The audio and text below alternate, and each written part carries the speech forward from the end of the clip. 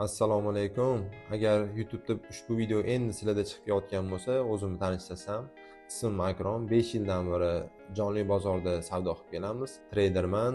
Shu 5 yil ichida juda ham ko'p pullar yo'qotdim, juda ko'p xatolar qildim, orada aldandim ham. Bugun sizlarga hayotimni o'zgartirgan 3 ta saboq haqida gapiraman. Agar sizlar ushbu saboq o'zingizlarda takrorlasanglar, sizlarda ham yaxshi progress bo'lishiga men kafolat beraman. Sizlarga ushbu bepul videolarni qilayotganimiz uchun bizga bitta laykni oqartirib, menga podpiska bosib qo'yinglar, keyingi videolarni o'tkazib yubormaslik uchun. Demak, unda boshladik. Birinchi saboq bu juda ham eng muhim saboqlardan biri. Sababi sizning analizingiz to'g'ri chiqsin, sizni win ratingiz yuqori trader bo'ling, qanaqadir sizda super strategiya bo'lgani bilan agar shu saboqqa amal qilmasangiz, siz tradingda pul yo'qotish ehtimoliniz juda ham yuqori bo'ladi. Bu saboq risk menejmentingiz bo'lmasa, siz juda ham juda ko'p pul zarar qilishingiz mumkin. Meni o'zimda ham shunaqa holat bo'lgan. Birinchi yillarimda $1000 depozitga, ya'ni 20-30% men risk qilganman-da. O'zi aslida qanaqa bo'lishi kerak? Risk menejment qoidasi 1% va 2% dan siz riskingizni oshirmasligingiz kerak. Balansingiz qancha bo'lishidan qat'iy nazar. Sizni balansingiz $1000 mi, $10,000 mi, $100,000 mi, siz 1-2% dan oshirmasligingiz kerak. Agar 1-2% dan oshirmasangiz, siz uzoq muddatli stabil savdo qila olasiz va sizning hisobingiz uzoq muddatga tirik holatda qoladi. Menda nima bo'lgan 5 yil oldin? $1000 depozitmi, уже $200-300 masalan bitta depozitga risk olman. Уже bitta yo'qotganimda balansimni 3dan 1 qismini, 3dan 2 qismini уже yo'qotib tashlaganman-da. Sizlarda shu narsa takrorlanmasligi uchun ushbu saboqqa amal qilishinglarni so'rayman. Xo'p, ikkinchi saboqqa o'tamiz. Ikkinchi saboqimiz ham risk menejmentdan keyin уже sizni strategiyangiz bor, analizlaringiz to'g'ri chiqyapti, win ratelaringiz joyida, risk to reward, ya'ni riskga nisbatan foydangiz ham ancha yaxshi.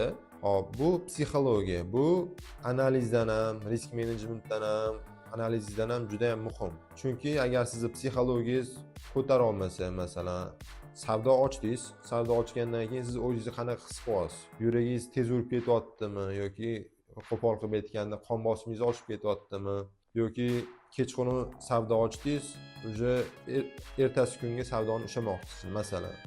Kechqurun uxlamayapsizmi, hayolingiz shundami, o'ylayapsizmi yoki chartga har 1 minut, 2 minutda qarab, 1 minutlik time frame'ga ochib olib, har bitta pastdan tepaga chiqib tushayotgan bullish yoki bearish candlelarni kuzatyapsizmi? Aslida o'zi qanaqa bo'lishi kerak? Trader sifatida eng katta raqib siz o'zingizsiz. Hech kim sizga qarshi savdo qilmaydi. Ya'ni siz foyda qilsangiz, masalan, boshqa odam zarar qilmaydi. Unaqa narsa yo'q tradingda. Siz o'zingiz hissiyotingiz, qo'rquvingiz va ochko'zligingiz va o'zingizga bo'lgan ishonchingizni kontrol qilishingiz kerak. Masalan, hissiyotingizni qanaqa kontrol qilasiz? Savdo ochdingiz, o'sha savdoni esingizdan chiqaring. 2-3 soat chartga qaramang. Ko'chaga chiqing, aylaning, boshqa ish bilan band bo'ling, shug'ullaning, o'rtoqlaringiz bilan yuring. Men o'zim qanaqa qilaman? Masalan, $100,000 hisobimda 1% $1000 risk qildim. Masalan, $1000 risk qildim, o'sha $1000 meni balansimdan chiqib ketdi, men o'sha tasavvur qilaman, o'sha $1000 zarar qilib bo'ldim. Xuddi business expense, ya'ni biznes xarajati deb o'zimga tasavvur qilaman, lekin har doim menga bu business expense zarar bo'lib kelmaydi. Ko'pincha win rate'im o'zi 40-50% atrofida bo'lgani uchun menga bu foyda olib keladi. O'sha savdo ochganimdan keyin 2-3 soatdan keyin qarayman, yoki stopga surgan bo'ladi, yoki o'sha men $3-4 ming daromadda o'tirgan bo'laman. Shuning uchun o'zingizni, ya'ni psixologik boshqaruvingiz tradingda eng muhim narsalardan hisoblanadi. Hop, menda o'zimda qanaqa bo'lgan boshida? Hop, bir kun o'tiribman, savdodaman, $200 foyda qildim. O'sha $200 dan foyda qilganimdan keyin yana dafamin o'zimga bo'lgan ishonchim oshib ketib, hech qanaqa analizsiz yana $200 dan ko'proq foyda qilaman deb $200 foydamni ham yo'qotganman. Uni ketidan men $400 zarar qilganman. Nima deydi?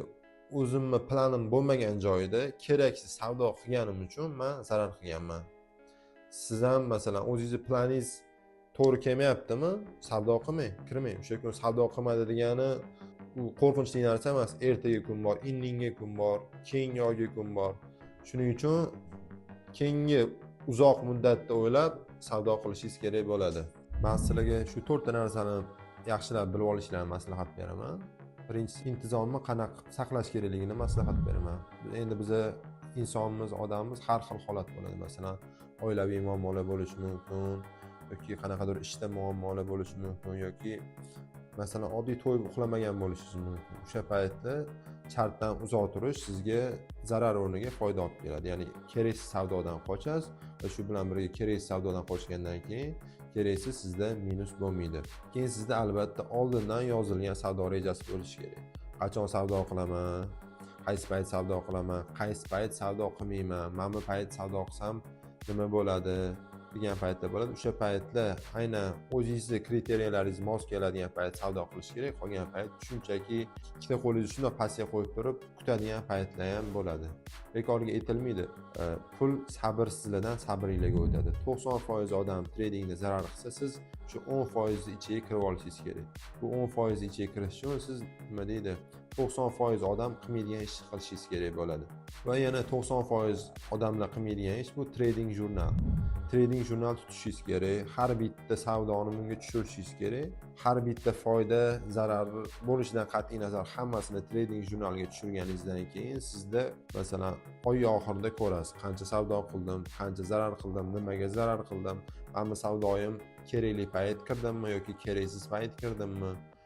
Shularni bilganingizdan keyin sizda vaqt o'tib har bitta quarter chorak deb hisoblanadi. Ya'ni tradingda masalan bitta chorak 3 oy bo'lsa, shu bitta chorakda qancha men xato qildim, qancha men analizdagi sodiq qolmadim, analizsiz savdoga kirdimmi, shularni hammasini o'zingiz uchun tekshirib olsangiz bo'ladi. Shunda sizda o'sish bo'ladi deb o'ylayman. Va dam olish kerak. Masalan, uyquga to'ymagan payt yoki ertalabdan kechgacha chartga qarab o'tirgandan foyda yo'q. Men o'zim ham masalan kuniga qarasam uzoq 1 soat, 2 soat qarayman, shunda ham savdo qilayotgan paytim. Savdo qilmaydigan kunlarim umuman chartni ochib qaramayman. Chunki bu chart shunaqa narsaki, sizni energiyangizni shunaqangi sug'uradiki, uncha-muncha jismoniy mehnatdan og'ir, juda ham toliqtirib tashlaydi.